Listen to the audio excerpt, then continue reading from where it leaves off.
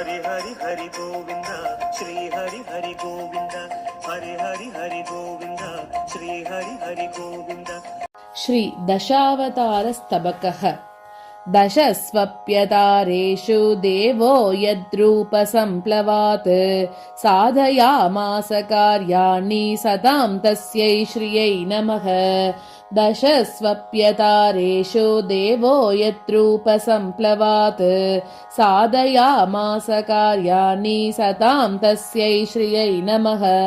देवि त्वमालाब्धदयारसेन देवेन मात्स्यं वपुराश्रितेन आश्चर्यमश्च श्रुतिरप्यनश्च श्रुतित्वमापद्यत पद्मजन्मा। भूयिष्ठां तव दृष्टिरेव कमले भूतिं चिरात् प्रोषितां भूयोऽप्यानयति क्षणादिति नृणां वक्तुं घृणावारिधिः। देवस्तावकदृष्टिरूपमनघं मीनावतारे वहन् धात्रे धत्त सतां श्रियं श्रुतिमयीं दैत्यापनीतां पुनः।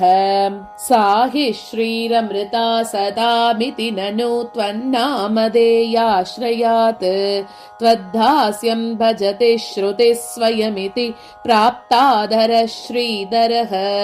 तां मग्नां पुनरुद्धरन् जलनिधौ तापार्णवादुद्धरेत् त्वद्दास्यैकदनाञ्जनानिति रमे धैर्यं चरीकर्तिनः। देवो देवि त्वय्यसौ दानवानां हन्ता हन्तामन्दरागं दधेयः। धर्मं कौर्मं धारयन् त्वत्सहायो मातः सोऽयं मन्दरागं दधार। उरसि सरसि जालयेवहंस्त्वां शिरसि दिदीर्षुरिलां त्वदंशभूतां स्वयमयमचिरात् पराहतारिः स हरिरुवाह वराह दिव्यदेहम्। दैतेयेन बलात् पयोधिजठरं देवी मही प्रापिता मातस्ते स्वसृभावमेव यदगात् एकोदरस्तानतः। तस्मादेव कृतादरेण तरसा दामोदरेण स्वयं दद्रे सौकुहनावराहवपुषा देवेन दंष्ट्राञ्चले। पद्मे चक्रभृतो नृसिंहवपुषः प्रह्लादसङ्क्लेशनः क्रूरा पुण्यहिरण्यदेहदलना वेलादिवेलोदयः। रोषाग्निशमितस्त्वया भतपयोराशेकशोष्योऽपि तत् पुत्र्या शक्तिरुदेति कारणगता प्रायेण कार्येष्वपि। शरण्यभूतां श्रुतिरिन्दिरेयां हिरण्यवर्णां हरिणीमभाणीत् सा दिव्यसिंहस्य हिरण्यभेतुः निःशङ्कमङ्गे रमसे कथं त्वम्। अवनमेव सदा कलयन् गजव्यसनपङ्ककृदद्भुतकेसरी हरिणरक्षण दृश्चिरयं त्वयापि अवलयाम्बगुणेन वशीकृतः। हर्यक्षोऽयं हरिरिति वचस्त्वय्यनाभूतपूर्वं न प्रह्लादोपचयकरता नो हिरण्याङ्गतत्वम्। तस्मादस्मज्जननि परमं विस्मयं ते विधातुं नाथो पूर्वं किमिह जगृहे नारसिंहं शरीरम्। तत्तादृक्षहिरण्यदाननिरतौ भक्ताभिरक्षाकृते सत्कीर्तिं हरितां मुखे कलजनत्रासावहामाश्रितौ किञ्चोदञ्चदनेकपापहरण क्रीडोचितालोकनौ देविस्तौ मिमितः समानचरितौ दिव्यौ युवां दम्पती। वक्षस्तामपि वर्णितानुसृतये कृष्णाजिनेनावृणोत् देवस्त्वामिति वर्णयन्ति कतिचित् ब्रूमो वयं त्विन्दिरे। भव्यं वामनरूपमेत्य भगवान् भाग्यं हरिष्यन् बलेः एनं कर्तुं वक्तुमगोचरं शुभपुषां त्वद्वीक्षितानामिति वर्णिध्वमर्णवसुते वहतापि गूढं वक्षस्तटे हि न धृता वनमालिना चेत् कस्त्रीणि धास्यति पदान्यपि याचते स्मै कस्माज्जगत्त्रयतया च विवृद्धिरेषाम् दैत्यादेत्य हि कुप्रतिग्रहमहो वृद्ध्या च पुष्णन्तनुम् गोत्रज्ञावरजो मृषावटुरधः पातं च दादुर्दिशन् पात्राकारमगादकावलिहृदो हृद्यम्बते धारणात् दात्रा सञ्च गृहे तदस्य शिवता सम्पादकं पादकम् वासस्ते क्ववटो गुहास्वशनम् अप्याकाङ्क्षितं ते गणम् मां जानीह्य गणाशनादरमये किं देवि वाहे स्पृहा मा स्त्री मे दिशगां पदत्रयमितां लोकत्रयी सा ममेति उक्तिर्दिव्यवटोर्निशम्य ददुरस्यम्भत्वयासिष्मिये श्रीमान्निस्वयिवैषवामनतनुः प्रत्यग्रहीद्घां क्रतौ इत्थं दुग्धपयोदिजे तव परिहासोक्तिभिर्वीलितः अंशेनार्पितसन्निधिर्भृगुपतौ पूर्वावतारार्जितं तामेनां पुनरद्वरे स भगवान् नूनं दधावृद्विजे बाहाकल्पे भृगुकुलपतेर्वज्रकल्पे कुटारे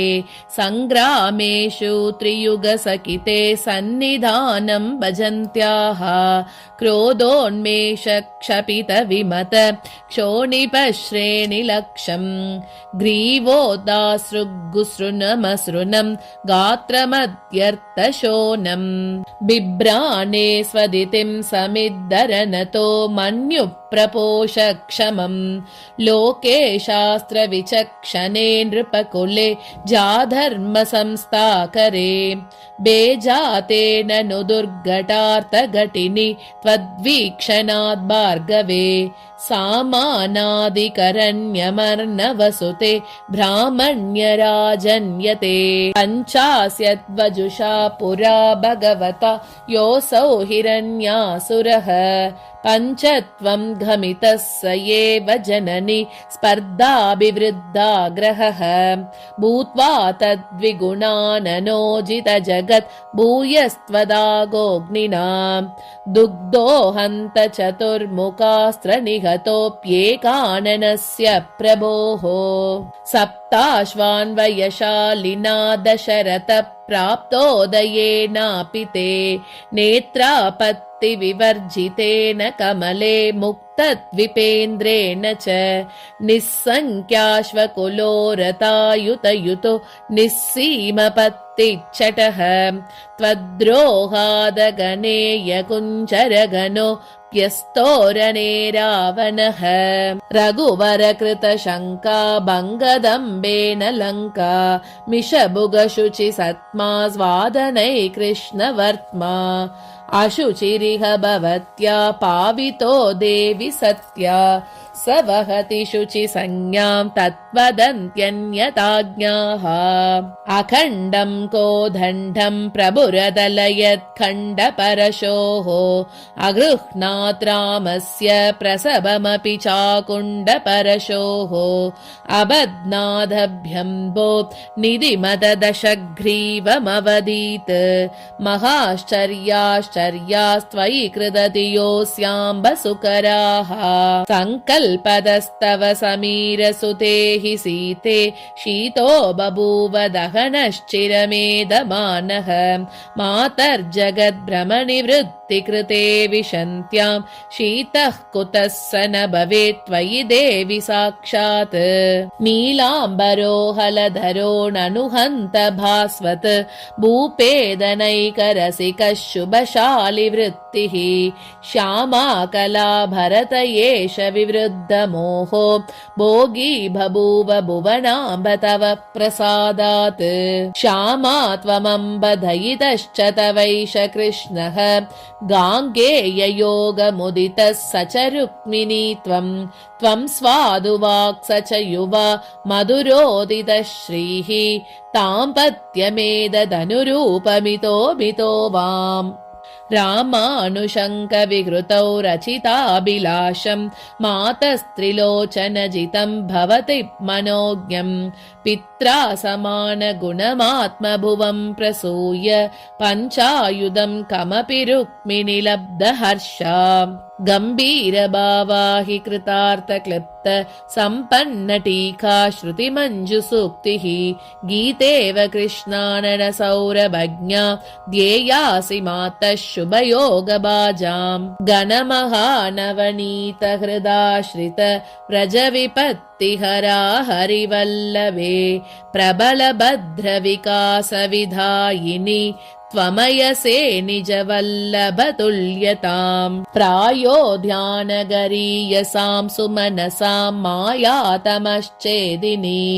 त्वं काञ्ची मधुरावलग्नसरणि क्षोभादवन्ती जगत् सम्भोगै स्वदसे स्मदेवि जलदेर्वुद्वीचिकाशीकरे स्वैरं द्वारवती पुरे विहरते कृष्णाय तृष्णाय तैः म्लेच्छाञ्जयानकरवाणपि मूर्छयित्वा निर्वापयिष्यति कलिं हरिराध्वरं च कल्कीतमांसि परिपास्यति भूसुरांश्च पद्मे भवद्वचनपल्लवितानुकम्पः मलिनकलिकालेशैः शाखापरीक्षयदूषितैः अपगत सदा मोदैः अद्रासुहृद्यवनैर्वृते शमयितुमनाशाकिग्लानिम् भविष्यति माधवः जलनिधिभुवा वृद्धिं लब्ध्वा त्वया च महावनी वातव्रात इवावधूतकलिको मातर्महरण्यवत् खड्गीतापसवत्कृतार्थजननः कल्की मुधे देविते अम्लेचां स्वयमातनिष्यति महिम् आन्द्रियजिह्वामिव स्वामी सश्रुतिमार्गगानिह जनान् कर्तातशब्दानिव मात्स्यज्योतिषि मन्दरक्षणपरेणन्तोच्च हर्षावहे हर्यास्य स्पृशि चारुवर्णिनि कृता शेषादिकोपक्रिये येन श्रीमुषिकामपालविभवे कृष्णे कलिध्वंसने देवि त्वद्दयितावतारदशकं ध्यायाम्यपाङ्गे तव कृष्णः केशो दृगेशो जशदनुरतरो मन्दरागं हि दत्ते सौखर्यं दोष्णुरोजे किल मुखहरिता मध्यमातावली श्रीः रामाग्र्यत्वं नितम्बः प्रतयति यमुना दर्पहृद्रोमवल्ली दत्ते जङ्गाभिराम श्रियमिह कलिहृत्पादपद्मं तव श्रीः विदितगुणालङ्करणं विचित्ररचना विचक्षणप्रेक्षं कविमिव कृद्दशरूपकम् अरविन्दगृहेऽभिनन्दयसि मुकुन्दं विदितगुणालङ्करणं विचित्ररचना विचक्षणप्रेक्षं कविमिव कृद्दशरूपकम् अरविन्दगृहेऽभिनन्दयसि मुकुन्दम् इति श्रीमद्वेङ्कटाध्वरि विरचिते श्रीलक्ष्मीसहस्रे दशावतारस्तबकः। हरि हरि हरि गोविन्द श्री हरि हरि गोविन्द हरि हरि हरि गोविन्द श्री हरि हरि गोविन्द।